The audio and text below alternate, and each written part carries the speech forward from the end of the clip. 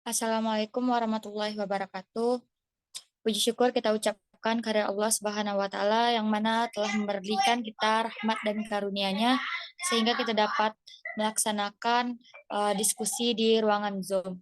Salawat beserta salam tak lupa pula kita hadiahkan buat arwah Nabi besar kita yakninya Habibana wa Nabiyana Muhammad sallallahu alaihi wasallam dengan melafazkan Allahumma shalli ala Muhammad wa ala ali Muhammad. Baik, kami dari kelompok akan mempresentasikan hasil diskusi kami yaitu tentang pendidikan Pancasila, di mana kami menganalisis dua video. Yang terhormat kepada dosen pengampu Ibu Monika Tiara. Kami beranggotakan 5 orang. Yang pertama Ayuzia Henry Nasari, yang kedua Azhar Fitri Stefana, yang ketiga Mila Maisha Putri, yang keempat Muhammad Habibi Gunawan, dan terakhir Novika Muna Rohmadani. Baik, langsung saja ke materi pertama yang akan disampaikan oleh rekan saya yaitu Ayuzia. Kepada Ayu dipersilahkan. Baiklah, saya akan menjelaskan hasil analisis video nomor 1 tentang aturan pengeras suara azan di masjid. Menurut hasil analisis kami, menurut tinjauan filsafat tinjauan Pancasila secara kefilsafatan, sila-sila Pancasila adalah kesatuan yang bersifat organis dan terdiri dari bagian-bagian yang tidak terpisahkan. Tiap-tiap bagian memiliki kedudukan serta menjalankan fungsinya tersendiri mengisi satu sama lain dan tanpa saling bertentangan. Sesuai dengan sila pertama Pancasila, yaitu ketuhanan yang Maha Esa, memiliki makna bahwa bangsa Indonesia mempunyai kebebasan untuk menganut agama dan menjalankan ibadah yang sesuai dengan ajaran agama yang mereka pilih. Tidak hanya itu, kita sebagai umat antar beragama mestinya saling menghormati dan bertoleransi. Melihat dari kasus yang terdapat pada video, terdapat aturan penggunaan pengeras suara masjid yang menjadi pro dan kontra oleh masyarakat. Pancasila sebagai solusi untuk masalah ini adalah hendaknya melakukan musyawarah dan melakukan pengambilan keputusan sesuai dengan sila keempat. Musyawarah dan keputusan yang diambil hendaknya bersifat adil atau tidak merugikan salah satu pihak. Namun pada intinya setiap umat beragama berhak dan bebas melakukan ibadahnya masing-masing, saling menghormati dan toleransi. Baiklah, saya kembalikan kepada moderator.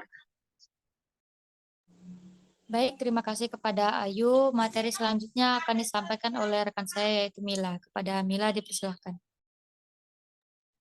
Baik, terima kasih sebelumnya kepada moderator. Di sini saya akan membacakan hasil analisis video nomor 2 tentang kronologi KKB bunuh 8 pekerja perbaikan BTS Telkomsel di distrik Beoga.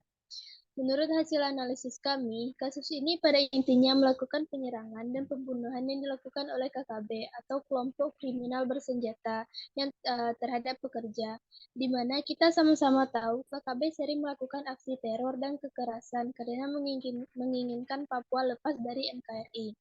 Ini merupakan salah satu bentuk perpecahan bangsa, di mana tindakan inilah yang menunjukkan bahwa Pancasila belum dimaknai benar oleh rakyat Indonesia. Hal ini tidak sesuai dengan Pancasila yang ketiga yang berbunyi Persatuan Indonesia, dan juga sila yang kedua yaitu kemanusiaan yang adil dan beradab. Akibat dari ini bukan persatuan yang didapat, tapi perpecahan untuk bangsa negara sendiri. Dari pidato Soekarno dapat dilihat bahwa bangsa ini memiliki semuanya, bukan hanya milik sebagian wilayah saja. Untuk menjaga persatuan bangsa ini, kita harus gotong royong dalam menjaga perdamaian negara ini. Pemerintah harus mengungkapkan secara tegas bahwa negara ini didirikan berdasarkan sikap gotong royong sesuai dengan sila ketiga. Semboyan Bhinneka Tunggal Ika harus digaungkan, berbeda-beda tetapi tetap satu jua. Dengan hal ini, pemerintah harus mengingatkan kepada masyarakat bahwa Indonesia didirikan berdasarkan perbedaan. Akan tetapi, perbedaan itulah yang menjadikan kita sebagai bangsa yang kuat, perbedaan itulah yang juga membuat bangsa kita menjadi bangsa yang kaya. Sekian penjelasan dari saya kembalikan kepada moderator. Baik, terima kasih kepada Mila. Materi selanjutnya akan disampaikan oleh Habibi. Kepada Habibi dipersilakan.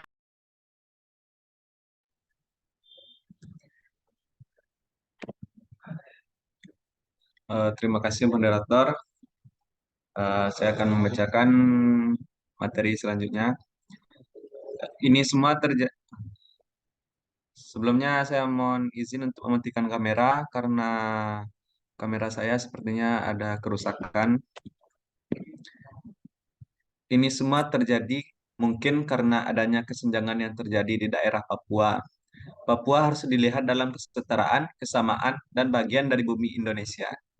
Yang terjadi di Papua adalah masih kurangnya pemerintah pusat ataupun daerah mengimplementasikan nilai-nilai Pancasila, khususnya dalam ranah pengambilan keputusan untuk kebijakan-kebijakan publik.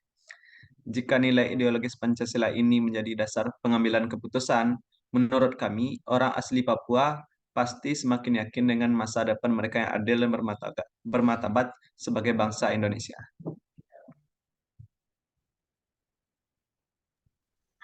Baik, terima kasih kepada Habibi. Dan materi terakhir akan dilanjutkan oleh rekan saya, yaitu Novika. Kepada Novi, dipersilahkan.